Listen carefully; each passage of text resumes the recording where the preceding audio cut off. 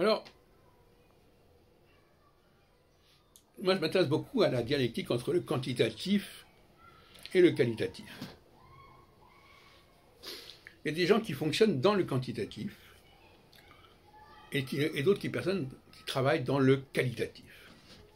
Et quelque part, c'est l'opposition entre Saturne et Jupiter.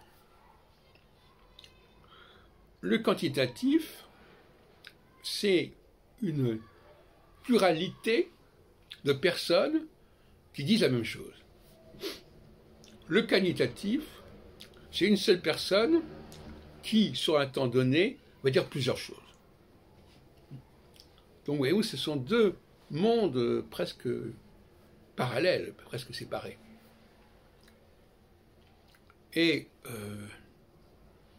pour bien comprendre l'opposition Saturne-Jupiter, il faut bien comprendre cette dimension du quantitatif et du qualitatif. Il y a des gens qui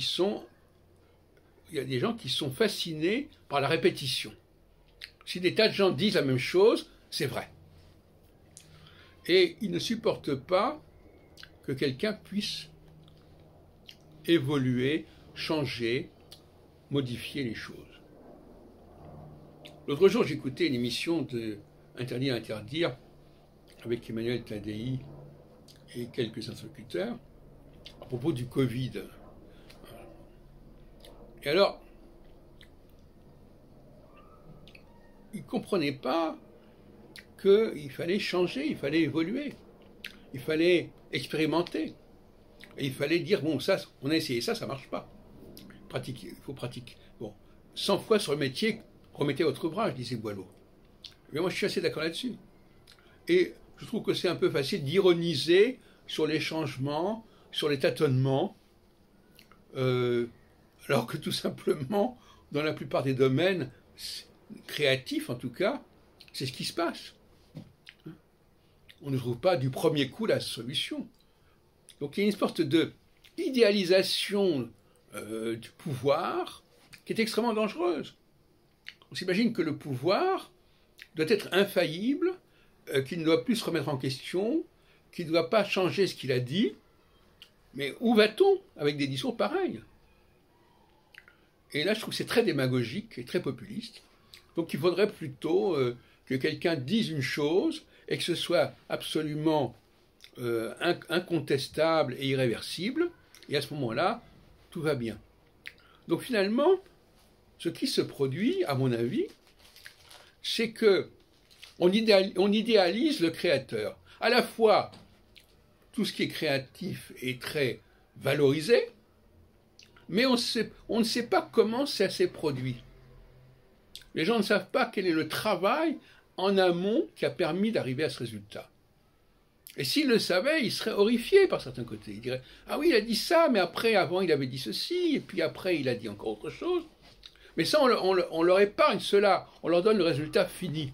Et par conséquent, quand quelqu'un lit un ouvrage, il a une impression tout à fait déformée des choses. Parce qu'il croit que cet ouvrage il a été produit d'un seul tenant, comme une mère fait un gosse, voilà, il est sorti, très bien. Alors qu'en réalité, c'est le résultat de tâtonnements, de recherches, de remise en question, etc. Et tant qu'on aura une vision, alors c'est très ambivalent, parce qu'à la fois, on veut absolument pouvoir croire dans la toute-puissance et l'omniscience du chef, et en même temps, on ne comprend pas comment il y parvient. Et on ne comprend pas que le chef, il a besoin éventuellement... Alors, peut-être qu'il vaudrait mieux qu'il se taise et qu'il fasse ses travaux. Alors, donc là, c'est intéressant aussi. Un chef, à mon avis, il doit progresser par lui-même, par sa propre réflexion, et pas en discutant à gauche et à droite. Il doit avoir une autonomie intellectuelle importante. Parce que s'il parle de ses hésitations, de ses doutes, s'il fait des déclarations à gauche et à droite, etc., ça va miner son image. Il vaut mieux que le chef continue à réfléchir dans son coin, il a besoin de personne, en fin de compte, plutôt qu'il ne fasse des déclarations et des communications.